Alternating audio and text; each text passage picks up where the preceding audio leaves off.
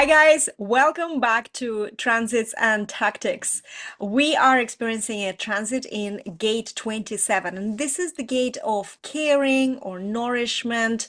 It is all about the support and the way I see it, it's not always supporting others, although it's very much so. It is a tribal energy. It is about supporting the community. It's about the emotional support, the compassion that comes with it. About the needs of others in our lives. But what I'm experiencing, and as far as I remember, last year I had exactly the same experience. For me, it's definitely showing that I need to put my needs first, and this is a huge, huge topic when it comes to care. And we might be drawn into helping others. We might be drawn into, seeing some needs that need to be met, and we are there, ready to serve. But just my advice to you, just beware that sometimes when somebody is looking after you too much and you don't want it, like I right now don't want anybody to look after me, it's very annoying. So don't do this because it's just going to create friction. I think this is important period when we're looking at not just meeting somebody else's needs or even meeting our needs, but it's about resources, because tribal energy is very often about the resources. Do we have the internal resources to support others, or are we doing it so that, and then you can insert, fill in the blank. You can say so that they like us, so that they, I feel useful, so that, blah, blah, blah, blah, blah. And all those things sometimes are not so important, and this is interesting because we have the grounding energy of Earth in gate 28. And it's known as the game player, but really it's all about the purpose, and it's a question, is this struggle worth struggling for? Is there a purpose, higher purpose to this? And it's about being more picky where you put your resources, the way I see this. It can also make you very melancholic. Actually, this is another, last week as well was this energy where if you feel sad and there's no really reason for this, it's okay. It's just these energies, bringing this just transits are bringing this melancholy energy. So you might feel a little lost. You might feel like there's, lack of purpose. You might feel like you're not getting enough nurturing. I think it's a really good time because I'm feeling all those actually traits right now. I've just published my second book. I haven't even started promoting it because I'm just running on empty. And I think it's important in these periods to acknowledge this. Acknowledge that, things are not going, you're not going to miss out if you wait for a few days, but you need to put yourself first. What is in your internal nourishment that's lacking? What is in your internal nourishment that needs replenishing before you can put, you can help others? It's like, on the planes, we're always, when we're sitting there trying to ignore this safety, instructions, when they say you put your oxygen mask first, because you know what, if you're suffocating, how can you help others? Right? So it's your responsibility. I really stand by this. Also, if you have gate 50 in your chart, and it's a gate of values, it might force you to think about others over you a little bit, and about these resources a little bit more as well. So you might sometimes even be absolutely forced to put yourself first. That's what these things do. The transits, the eclipses, when they come, they just come in, and if you're holding on to something that doesn't serve you, that is not aligned with you, it's just gonna rip it out of you. So I think that it's really good to be aware of this, flavors in the air, and just go with the flow. Talking about going with the flow, this could also be this kind of energy where you might, just decide like, okay, I don't feel aligned with whatever I was experiencing. This is not what I need. I just want to go with the flow. If your internal guidance, your compass, your authority is a yes, then of course. And also beware, because sometimes you can go with the flow and you come to somewhere and it's not what you thought it's going to be. You might have thought that it's going to be something beautiful, and it happens to be a lesson you have to learn, which is painful and not really pleasant in the time, but in hindsight, something that brings clarity. every experience is very valuable. And so, whatever comes, if you're going with the flow, you need to be open-minded that whatever comes, it's coming in for your greater good. If it's a lesson, you will learn something really super valuable. So just experience this, maybe just don't get too involved and just observe what's happening with your life. That really works for me. So that's the energies that we're dealing with. In a way, for me, as I said, straight away, first day, I'm feeling really horrible. It's like I even feel like I'm swollen or something. My body's saying, hey, what are you doing to me? And it's time to stop, and it's time to address, all the aches and pains and everything. And you know what? I'm listening to this, but I also find that this is a time where sometimes with the melancholy, with this lack of purpose, especially we were completing big projects, I definitely did. So just there's so much confusion that comes with that as well. And I wouldn't even say that it's a confusion as such, but it's this like lack of direction. So what I find that in these times, journaling, it's slow down to accelerate time again. Journaling is very good. Having really in-depth discussions with people who you trust, not those who want to fix you, but beware, because they might also be affected by this need to care, and they try and jump in with their solutions. But those who can just listen, and maybe then you can just find some sort of like new way of looking at what's your purpose, not in the grand scheme of things, but maybe just right now. So again, every experience is a wonderful experience, and whatever is in store, I'm looking forward to the next 5 days. Anita, how are you in this first day of the air transit? Yeah, I'm actually good, but that helped because I know what's going on and what's coming. So it makes a big difference to know that. Um, and you're right, there is a sense of feeling swollen or feeling something is coming to the surface to be released. Now, with this energy, as you said, there's a whole grand square going on over the next few days with this energy. So when I say a grand square, the sun and the moon are going to be together. So new moon on Sunday, I think, is It's it a Sunday? super new moon as well. It's very powerful, Yeah, isn't it? Yes. exactly right. So new moon and the sun are in this gate 27. Now, opposite, we have Black Lilith, which is an interesting point related to the moon, but also the shapely attractor, they call it, which is a kind of a galactic set of stars that they talk about. And the only reason I'm bringing these up is because what they do is these show up anywhere where there's a hidden agenda, a toxic hidden agenda that might be stopping you from shining. Now, up the square to these is Pluto and Mars that are going directly opposite each other for the third time and last time, um, for the next, in certainly for a long time, for maybe a couple of years. But with all four of those together, Pluto and Mars will be talking about, well, where am I over caring to the point that I'm not stopping myself from shining? Where have I got a hidden agenda that is stopping me from shining my light, and I'm giving power to the other for me to not do my own thing or not to take care of myself? And as you can imagine, this is really key when we're running our businesses or whatever, because the hidden agenda in Scorpio could be you did a launch in the past and it flopped. And your head thinks, yeah, I'll just do another launch. But your body is going, your unconscious is going, no, no, no, I'm going to protect you. We will never do another launch again. So you find, right? You find you actually compromise your launches moving forward. So to utilize this energy is through the self-care, is taking responsibility for you where you actually have that inner resistance to shining because of this hidden agenda, this old hurt.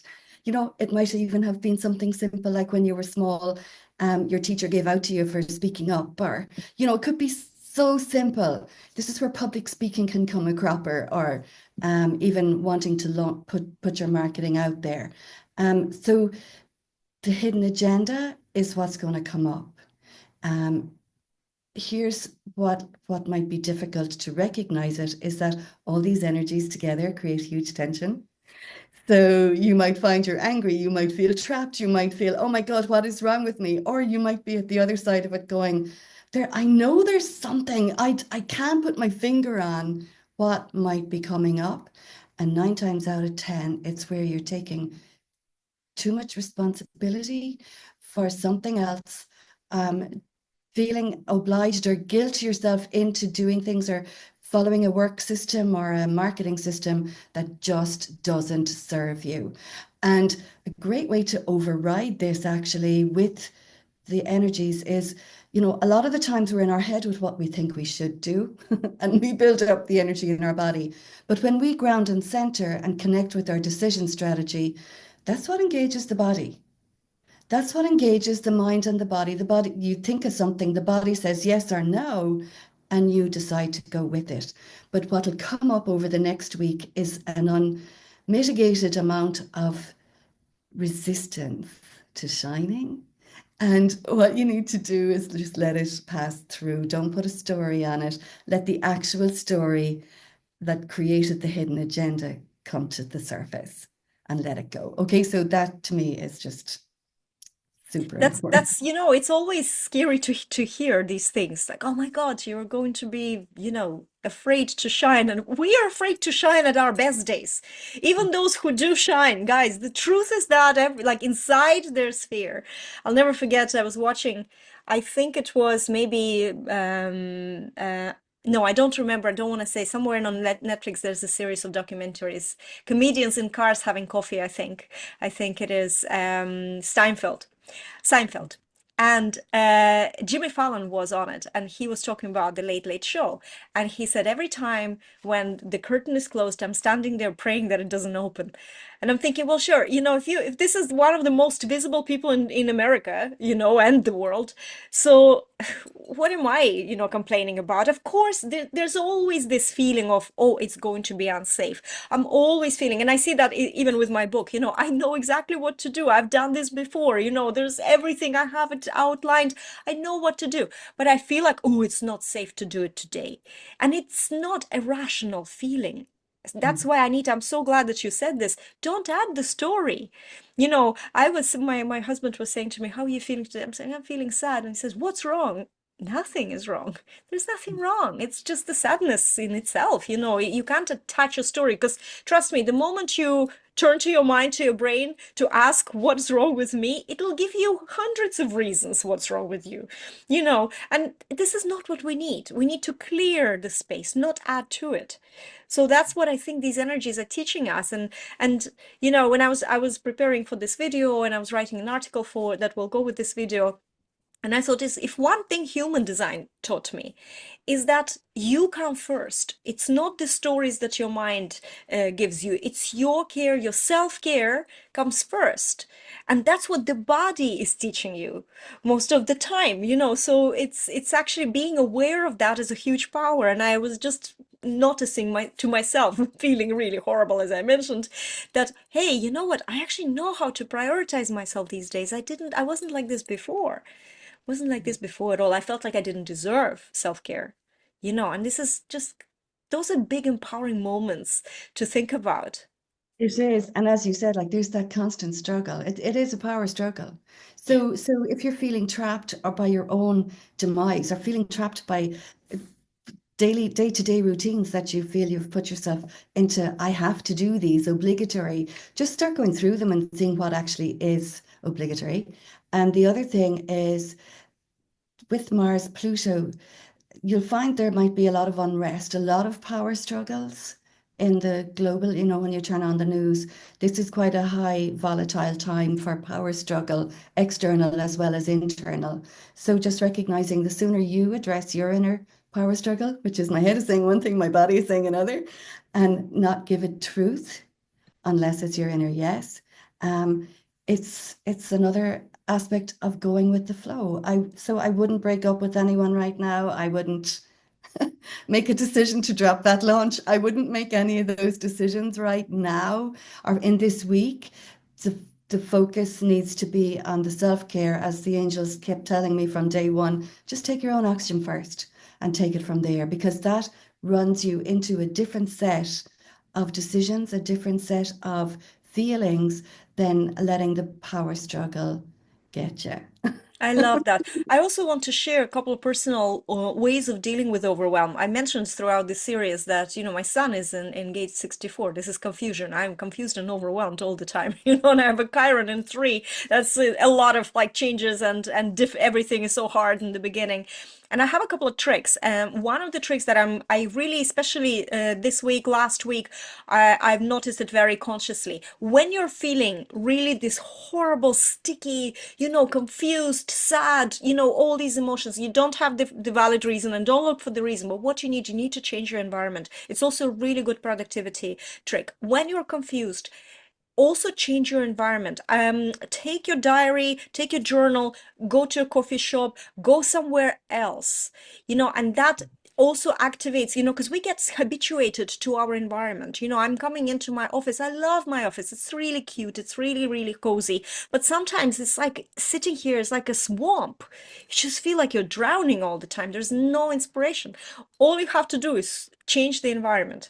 And the second trick is really super cool. When you can't change the environment, create yourself a sensory wake up call.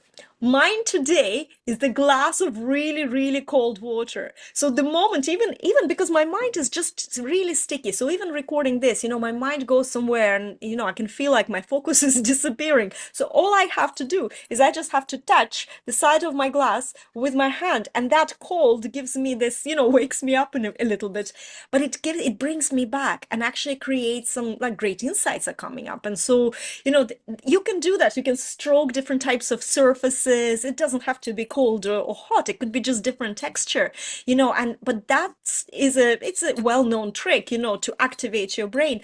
But I find that these little hacks, they really, really do help.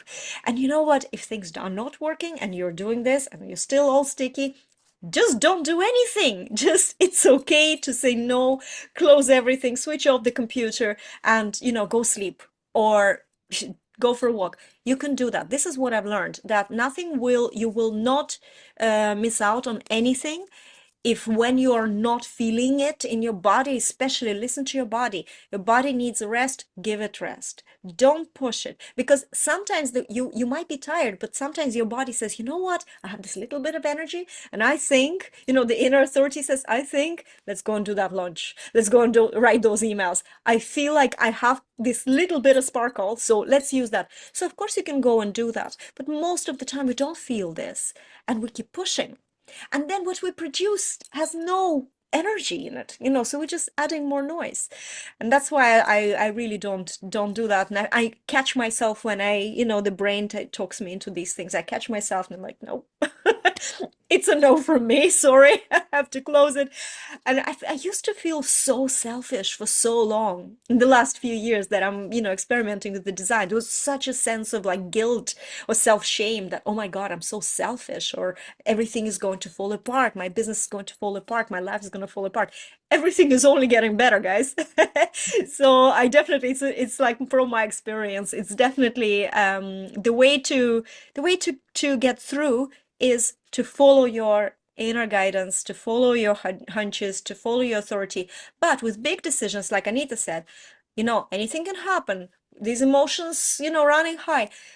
We don't need to make decisions. We can stay with the hunches and we can wait and see what's happening, So listen to your inner guidance, but also watch for the timing, because the timing, I think, is one of the key words in human design, that what it's teaching us.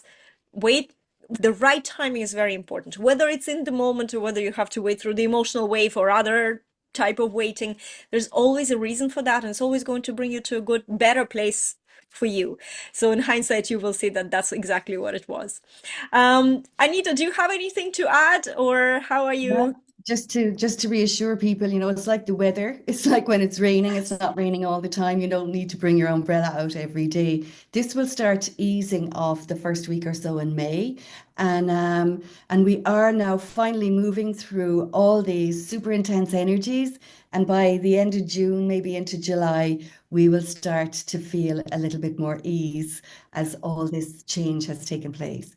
Because remember, you have so many timelines activated. Pluto has changed sign. Neptune has changed sign. Saturn will be changing sign in May. Uranus is changing sign in July. These are like the five big hitters that for all of these to move into different signs within 18 months of each other is ridiculous. So, Yes. let's make the most of it and let the things that they're trying to help us let them go. Yes, yes, I'm all for it. Okay, guys, we will see you next in the next transit, and I am so looking forward to the end of June now. And I hope you do too. See you later, and for now, enjoy the ride.